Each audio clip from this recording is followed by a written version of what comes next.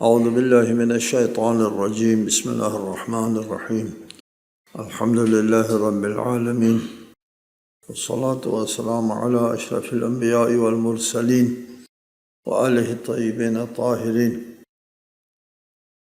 اعوذ باللہ من الشیطان الرجیم وقالوا لو شاء الرحمن ما عبدناهم ما لهم بذلك من علم انهم الا يخرصون ام آتیناہم کتابا من قبلہ فہم بہ مستمسکون. سورہ زخرف آیت 20. اور وہ کہتے ہیں اگر خدائے رحمان چاہتا تو ہم ان بتوں کی پوجا نہ کرتے. انہیں اس کا کوئی علم نہیں، یہ تو صرف اندازے لگاتے ہیں. کیا ہم نے انہیں اس سے پہلے کوئی دستاویز دی ہے جس سے اب یہ تمسک کرتے ہیں؟ مشرکین کا ایک استدلال یہ ہے کہ ہم یہ جو پوجا کرتے ہیں بتوں کی اور اپنے خداؤں، اپنے خود ساختہ ارباب کی پوجا کرتے ہیں، یہ اللہ کی مشیت کے مطابق ہے.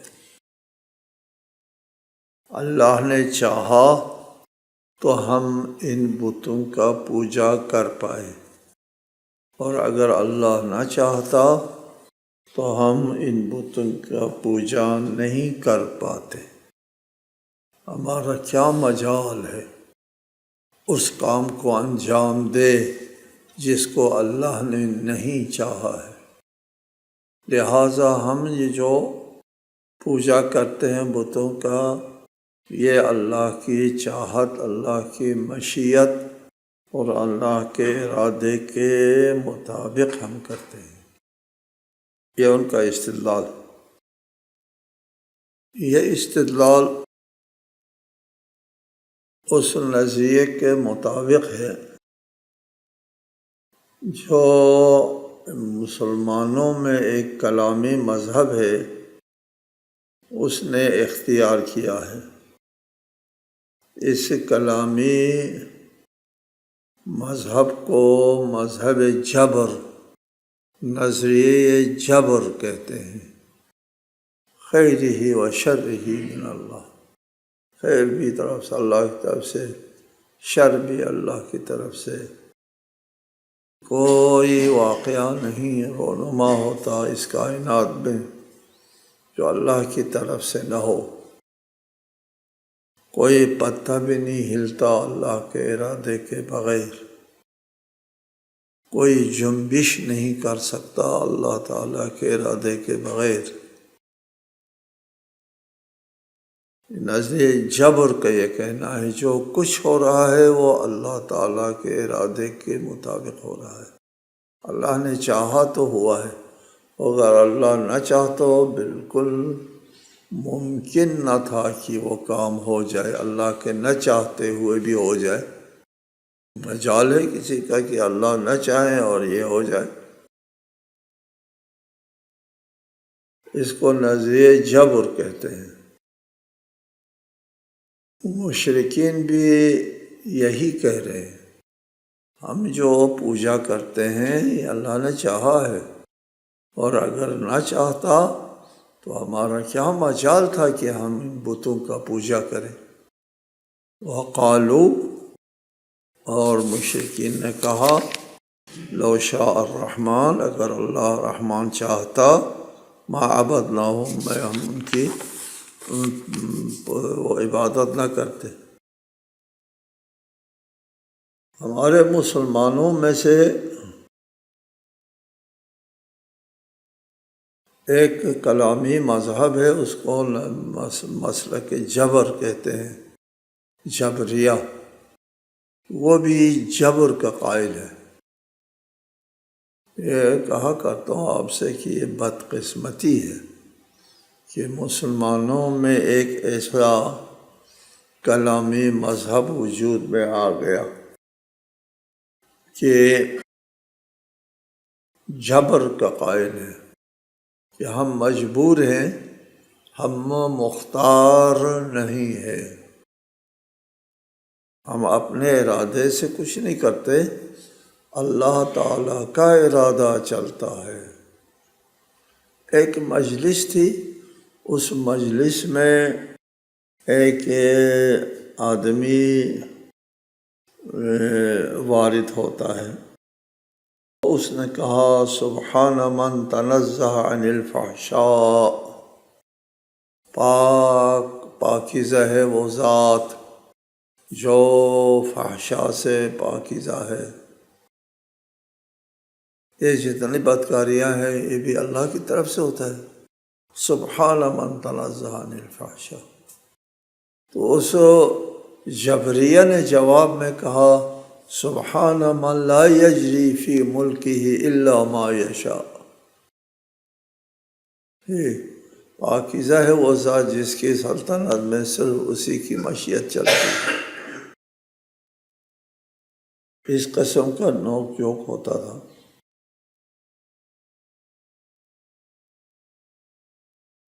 نظریہ جبر والے کہتے ہیں کہ اللہ کی مشیت کے بغیر پتہ بھی نہیں ہل سکتا، کوئی جنبش نہیں کر سکتا، سب جو کچھ ہوتا ہے اللہ کی مشیت کے تحت ہوتا ہے۔ اگر کوئی قتل کرتا ہے تو اللہ کی طرف سے ہے، کوئی جرم کرتا ہے، کوئی چوری کرتا ہے، کوئی کیا کرتا ہے، وہ اللہ کی طرف سے ہے۔ پھر بندے کو کیوں سزا دیتے ہیں؟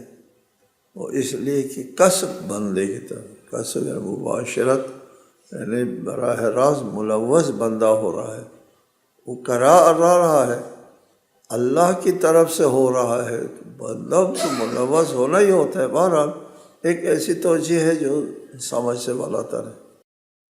یہاں مشرکین نے بھی نظر جبر سے استدلال کیا ہے،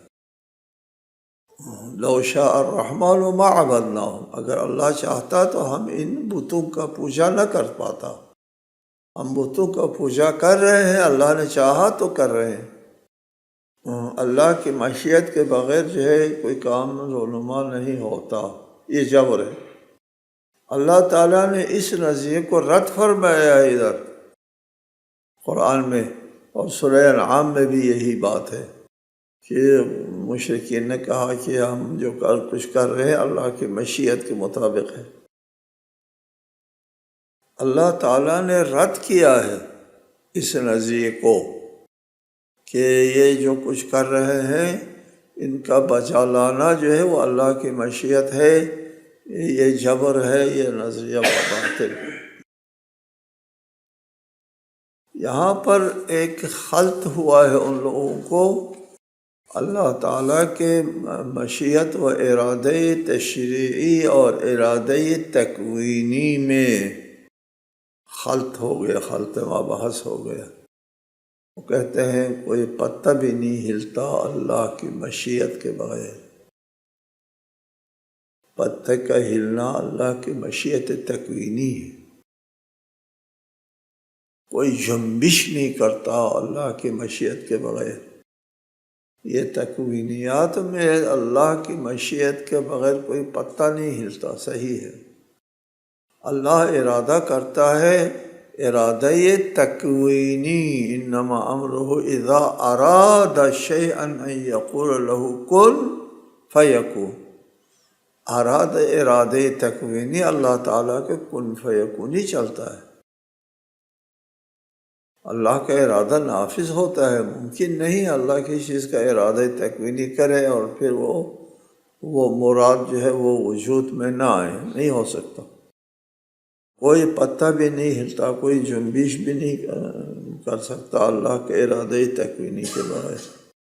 اللہ کا ارادہ تکوینی مراد سے الگ نہیں ہو سکتا کہ نافذ نہ ہو، اللہ ارادہ کرے اور نافذ نہ ہو، نہیں ہو سکتا۔ ارادہ تکوینی جب اللہ ارادہ کرتا ہے یقیناً نافذ ہونا ہوتا ہے، اس کے لیے کوئی رکاوٹ ممکن نہیں ہے، اللہ ارادہ کرے اور پھر نہ ہو۔ ارادہ تکوینی، لیکن ارادہ تشریعی جو ارادے ہوتے ہیں اس میں اللہ کا تشریعی ارادہ کیا ہے؟ اللہ کا تشریعی ارادہ یہ نہیں کہ خود اللہ تعالیٰ براہ راست، وہ تکوینی ہے۔ ارادہ تشریعی میں یہ ہوتا ہے کہ اللہ جو ہے ارادہ کرتا ہے بندہ یہ کام کرے، بندوں سے یہ کام صادر ہو، یہ تشریعی ہے۔ تو بندے یہ کام کرتے بھی ہیں، نہیں بھی کرتے ہیں، نافرمانی بھی کرتے ہیں، اطاعت بھی کرتے ہیں۔ ارادہ تشریعی قانون بناتا ہے اللہ تعالیٰ کہ یہ کرنا چاہیے، یہ کرنا چاہیے، نہیں کرنا چاہیے۔ وہ ارادہ تشریعی قانونی ارادہ، یوں کہہ دے قانونی ارادہ اور تخلیقی ارادہ۔ تکوینی تشریعی اگر کسی کی سمجھ میں نہ آئے تو یوں ہم کہہ سکتے ہیں اللہ تعالیٰ کا قانونی ارادہ اور ہے، اللہ تعالیٰ کا تخلیقی ارادہ اور ہے۔ تخلیقی ارادہ نافذ ہوتا ہے، اللہ ارادہ کرے اور پھر نہ ہو، ناممکن ہے۔ لیکن ارادہ یہ قانونی، قانوناً اللہ چاہتا ہے کہ قتل کا جرم اس کا کوئی مرتکب نہ ہو، منع کرتا ہے قتل نہ کر، پھر لوگ قتل کر دیتے ہیں۔ یہ قانون ہے دوسروں کے ارادے کے لیے، اللہ کا اپنا ارادہ نہیں، دوسروں کے ارادے کے بارے میں اللہ حکم دیتا ہے، حکم قانونی ہے، حکم تکوینی نہیں ہے۔ ائمہ علیہ السلام کے زمانے میں دو نظریے سامنے آ گئے، ایک نظریہ جبر کا اور دوسرا نظریہ تفویض کا۔ نظریہ جبر والوں کا ہمارا کوئی بس نہیں چلتا، نظریہ تفویض والوں نے کہا بس ہی ہمارا چلتا ہے، اللہ کا کچھ نہیں چلتا، ہم کرتے ہیں، ہمیں اللہ کے ساتھ کوئی تعلق نہیں۔ تفویض، اللہ نے ہمارے سپرد کر کے خود فارغ ہو گیا، الگ تھلگ ہو گیا۔ ہمارے ائمہ علیہ السلام کے زمانے میں یہ دو نظریے وجود میں آئے خوش قسمتی سے، تو ہمارے ائمہ نے فرمایا لا جبر ولا تفویض بل الامر بین امرین، نہ جبر صحیح ہے نہ تفویض صحیح ہے، بلکہ معاملہ درمیان میں ہے۔ طاقت اللہ تعالیٰ کی طرف سے ہے، انتخاب ہماری طرف سے ہے۔ ہاتھ میں حرکت اور طاقت جوتی ہے وہ اللہ تعالیٰ کا دیا ہوا ہے، یہ اللہ کی طرف سے ہے یہ، لیکن اللہ نے لا بشرط دیا ہے، یہ طاقت اللہ نے ہم کو دے دیا ہے اور اس کا استعمال ہمارے ہاتھ میں ہے۔ اور ہمارے ہاتھ میں طاقت آ گئی، اس طاقت سے یتیم کے چہرے پر جو ہے وہ ایک تھپڑ رسید کر سکتا ہے اس ہاتھ سے، اور ایک غرق ہونے والے کو بچا بھی سکتا ہے، دونوں کام ہو سکتا ہے۔ اب کہاں استعمال کرتا ہے یہ ہاتھ انسان، یہ ہمارے اختیار میں ہے۔ جی، الامر بین امرین، نہ کلی طور پر اللہ بے بس ہے، ہم ہی کرتے ہیں، ایسا نہیں، اللہ نے طاقت اللہ کی طرف سے ہے، استعمال ہماری طرف سے۔ لا جبر ولا تفویض بل الامر بین امرین، نہ تفویض والوں کی طرح جو ہے سب ہمارے ہاتھ میں، ایسا نہیں، اللہ نے طاقت دی ہے۔ ایک آدمی کا ہاتھ شل ہوتا ہے، فالج گرتا ہے، فالج گرنے سے اس کے ہاتھ جو ہے وہ اس کا ہاتھ حرکت نہیں کر سکتا، معالج نے علاج کر کے اس کے ہاتھ ٹھیک کر دیا، اب ہاتھ جو ہے وہ حرکت کر سکتا ہے۔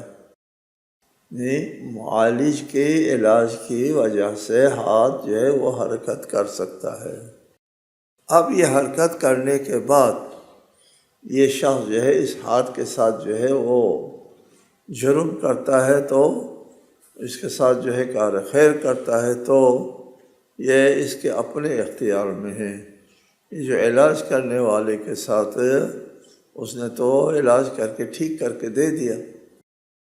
نظر جبر اور نظر تفویض، ما لہم بذالک من علم،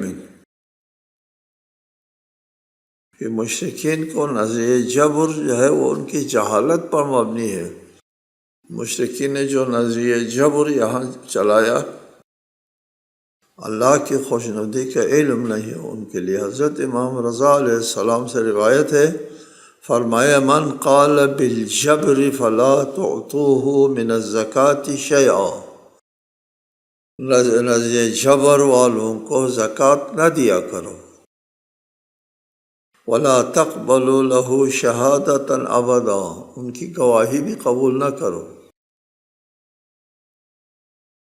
ان اللہ تعالی لا یکلف اللہ نفسا الا وسعها، اللہ تعالیٰ جو ہے وہ کسی پر اس کی طاقت سے زیادہ بوجھ نہیں ڈالتا، جبر نہیں چلاتا اللہ تعالیٰ، اس کی طاقت میں نہیں ہے۔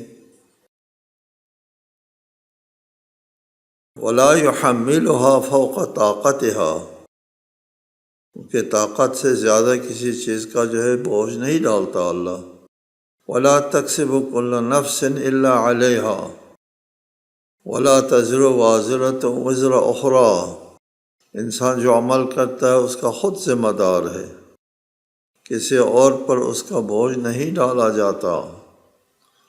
یہ نظریہ جبر خطرناک نظریہ ہے، اس کے بارے میں اور بھی روایات ہے، موقف ہے۔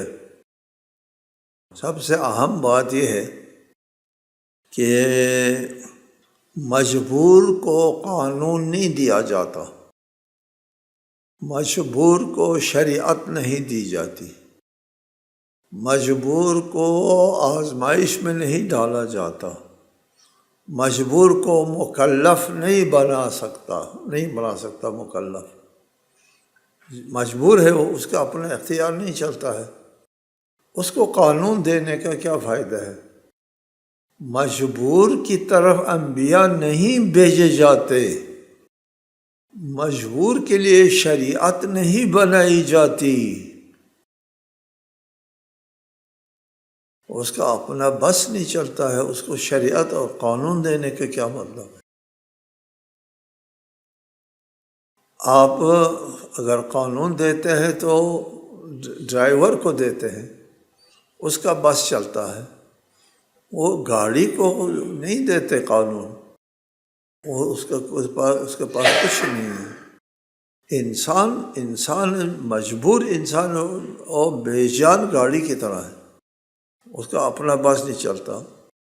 لہٰذا شریعت دینا، قانون دینا، مکلف بنانا دلیل ہے کہ انسان مجبور نہیں ہے۔ قرآن مجید میں کتنے آیات ہے کہ انسان کے جو کام بس میں نہیں ہے اس کی تکلیف نہیں دی جاتی۔ انہم الا یخرصون، یہ لوگ جو ہے وہ جھوٹ بولتے ہیں اور ظن اور گمان کے اوپر عمل کرتے ہیں۔ کیا ہم نے ان کو کوئی کتاب دی ہے، کوئی وحی نازل کی ہے، کوئی کتاب ان کے اوپر نازل ہوئے ہے جس میں یہ بات ہم نے کہی ہو کہ بس ہمارا چلتا ہے؟ ایسا کوئی نہیں۔ نظر جبر شان الہی میں گستاخی ہے، یہ عدل الہی کے منافی ہے۔ نظر جبر جو ہے بہت ہی خطرناک نظریہ ہے۔ بل قالوا انا وجدنا آباءنا على امة وانا على آثارهم مهتدون ام آتیناہم کتابا، کیا ہم نے ان کو کوئی کتاب دی ہے، وحی نازل کی ہے؟ نہیں، نہ کوئی نبی آیا ہے ان کی طرف، اس کے قائل نہیں ہے، وحی کے قائل نہیں ہے، نبوت کے قائل نہیں ہے، پھر کیا ہے ان کے پاس دلیل؟ کہا انا وجدنا آباءنا علی امۃ، ہم یہ کہتے ہیں کہ ہم نے اپنے باپ دادا کو ایک رسم پر پایا، اور وَإِنَّا عَلَىٰ آثَارِهِمْ مُهْتَدُونَ، اور پھر ہم انہی کے نقش قدم پر چل رہے ہیں۔ ان کے پاس کوئی دلیل نہیں ہے سوائے آباء و اجداد کی اندھی تقلید کے۔ نہ وحی کو مانتے ہیں، نہ انبیاء کو مانتے ہیں، نہ شریعت کو مانتے ہیں، بس صرف آباء و اجداد کی تقلید کو مانتے ہیں۔ وَكَذَلِكَ مَا أَرْسَلْنَا مِن قَبْلِكَ فِي قَرْيَةٍ مِّن نَذِيرٍ إِلَّا قَالَ مُتْرَفُوهَا إِنَّا وَجَدْنَا آبَاءَنَا عَلَىٰ أُمَّةٍ وَإِنَّا عَلَىٰ آثَارِهِمْ مُقْتَدُونَ۔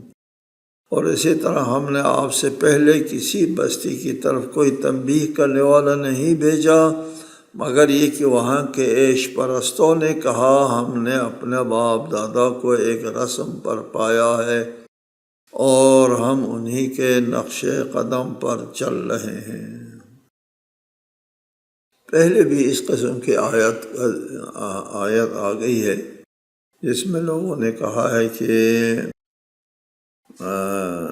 ہم اپنے باپ دادا کے رسم و رواج پر چلتے ہیں، اور پھر یہ بھی کئی بار ذکر آیا ہے کہ اللہ تعالیٰ نے جب بھی کسی بستی کی طرف کسی نبی کو مبعوث فرمایا ہے تو وہاں کے جو مراعات یافتہ طبقہ ہے وہ آگے آتے تھے انکار کرنے اور رسول کی رسالت کو نہ ماننے کے لیے، وہ آگے آتے تھے۔ کون لوگ؟ مراعات یافتہ لوگ۔ مراعات یافتہ لوگ جو ہے وہ ہمیشہ الا قال مترفوها، مترف عیش و نوش والے، طرف عیش نوش کو کہتے ہیں۔ وجہ یہ ہے کہ مال و دولت جو ہے انسان کے ذہن اور فطرت اور وجدان اور ضمیر کے اوپر پردہ ڈال دیتی ہے۔ دولت کا یہ خاصہ ہے۔ دنیا پرستی انسان کے پاس، آپ کو پہلے بھی بتایا ہے کہ انسان کے پاس ضرورت سے زیادہ مال دولت آ جاتی ہے تو پھر اس کے جو خواہشات کا درندہ بیدار ہوتا ہے، وہ سینگ نکالتا ہے، دان نکالتا ہے، پنجے نکالتا ہے، اور پھر وہ قابو میں نہیں آتا، اس کے ضمیر اور وجدان کے اوپر پردہ پڑ جاتا ہے۔ اس لیے کہ یہ مترف لوگ ہمیشہ، مراعات یافتہ طبقہ ہمیشہ انبیاء کے سامنے جو ہے یہ رکاوٹ بن گئے ہیں، جبکہ غریب لوگ، نادار لوگ جو ہے ان کے ذہن میں یہ پردہ نہیں ہے، اس لیے ان کے ضمیر اور وجدان جو ہے وہ بیدار ہو سکتا ہے انبیاء کے پیغام سے۔ حضرت نوح کے لوگوں نے کہا کہ رذیل، یعنی تیسرے درجے کے لوگوں نے آپ کو قبول کیا، آپ کی رسالت کو مانا ہے۔ رسالت مآب سے بھی کہتے تھے کہ یہ لوگ جو آپ کے گرد و پیش میں بیٹھے ہیں ان کے جسم سے بدبو آتی ہے، وہ پھٹے پرانے کپڑے پہنے ہوئے ہیں، ان کے ساتھ ہم بیٹھنا جو ہے ہمارے لیے آر و ننگ ہے، ہم نہیں بیٹھ سکتے، ان کو ہٹاؤ یہاں سے پھر ہم بیٹھیں گے۔ جی تو آیت اتری، اللہ کو پکارنے والوں کو اپنے سے دور نہ کرو۔ چنانچہ اس کی تشریح ہم نے سورہ بنی اسرائیل سورہ سبا میں تفصیل سے بیان کی ہے۔ قال اولو جئتکم بأہدی مما وجدتم علیہ آباءکم قالوا انا بما ارسلتم به کافرون فانتقمنا منهم فانظر کیف کان عاقبۃ المکذبین۔ ان کے نبی نے کہا خواہ میں ان سے بہتر ہدایت لے کر آؤں جس پر تم نے اپنے باپ دادا کو پایا ہے، یعنی تو بھی نہیں مانو گے۔ وہ کہنے لگے جو کچھ دے کر تم بھیجے گئے ہو ہم اسے نہیں مانتے، چنانچہ ہم نے ان سے انتقام لیا اور دیکھ لو تکذیب کرنے والوں کا کیا انجام ہوا۔ جی، چنانچہ ہر قوم نے اور ان کے مراد یافتہ لوگوں نے یہی کہا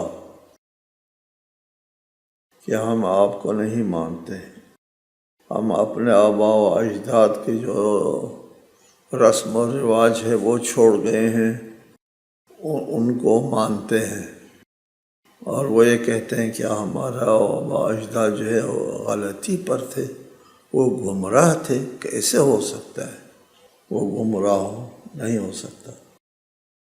آباء و اجداد کی تقلید جو ہے وہ ان کے دلوں میں راسخ ہو چکی ہے۔ قال اولو جئتکم بأہدی، کیا سو نبی نے کہا، ان کے نبی نے، کہ اگرچہ میں ان سے تمہارے باپ دادا جس مذہب پر کاربند تھے اس سے زیادہ ہدایت یافتہ چیز لے کر آؤں تو بھی نہیں مانو گے۔ اولو جئتکم بأہدی مما وجدتم علیہ آباءکم، قالوا، انہوں نے کہا نہیں مانیں گے، ہم آپ کو نہیں مان سکتے، ہم اپنے آباء و اجداد کے مذہب کو نہیں چھوڑیں گے۔ جی، فانتقمنا منہم، فرمایا ہم نے ان سے انتقام لیا، ان کو تباہ کیا۔ فانظر کیف کان عاقبۃ المکذبین، اب دیکھیں آپ خود کہ مکذبین جھٹلانے والوں کا انجام کیا ہوا۔ مکہ والوں کو یہ سنا رہے ہیں تمہارا بھی انجام جو ہے ان سے مختلف نہیں ہوگا، تم وہی کر رہے ہو جو پچھلی قوموں نے کیا ہے، اپنے رسول کا انکار کر کے اپنے آپ کو تباہ کیا ہے۔ وَإِذْ قَالَ إِبْرَاهِيمُ لِأَبِيهِ وَقَوْمِهِ إِنَّنِي بَرَاءٌ مِّمَّا تَعْبُدُونَ إِلَّا الَّذِي فَطَرَنِي فَإِنَّهُ سَيَهْدِينِ، جب ابراہیم نے اپنے باپ، چچا اور اپنے قوم سے کہا جنہیں تم پوجتے ہو ان سے میں یقیناً بیزار ہوں، سوائے اپنے رب کے جس نے مجھے پیدا کیا، یقیناً وہی مجھے سیدھا راستہ دکھائے گا۔ آبائی تقلید کے خلاف سب سے پہلے علم اٹھانے والا حضرت ابراہیم، اور ان کی سیرت جو ہے وہ نہایت قابل توجہ ہے مسلمانوں کے لیے۔ شرک اور کفر کے خلاف حضرت نوح نے بھی قیام کیا اور ایک لمبی مدت تک جہاد کیا، لیکن حضرت ابراہیم کا جہاد جو ہے وہ مختلف تھا، اس لیے کہ حضرت ابراہیم کے مقابلے میں بت پرست طاقت میں تھے، ایک بادشاہت قائم تھی، ایک سلطنت قائم تھی، ایک نظام تھا، اس کے مقابلے میں آپ نے قیام فرمایا۔ اذ قال ابراہیم لابیہ، ابراہیم نے اپنے باپ سے کہا، ابراہیم کا باپ، ان کا نام آزر آیا ہے قرآن میں، ابھی آزر دیگر آیات میں ہے، اپنے باپ سے کہا، آزر تھا، آزر جو ہے وہ بت کدے کا انچارج تھا، وہ آزر حضرت ابراہیم کا سگا باپ نہیں تھا، چچا تھا، اور اس کے اوپر جو ہے وہ ہم آگے آپ کو دلیل خود قرآن سے دیں گے، نہ روایت سے نہ اپنی طرف سے کوئی ہم نہیں بنائیں گے، بلکہ قرآنی دلیل سے ہم بتا دیں گے کہ حضرت ابراہیم علی نبینا علیہ السلام کے باپ والدین بت پرست نہیں تھے، یہ ابھی اب آزر چچا تھے۔ لفظ اب چچا کے لیے بھی استعمال ہوتا ہے اور اپنے سگے باپ کے لیے بھی استعمال ہوتا ہے، والد اپنے سگا باپ کے لیے استعمال ہوتا ہے صرف. اب آئندہ اس کی تشریح بتائیں گے انشاءاللہ. والسلام علیکم ورحمۃ اللہ وبرکاتہ.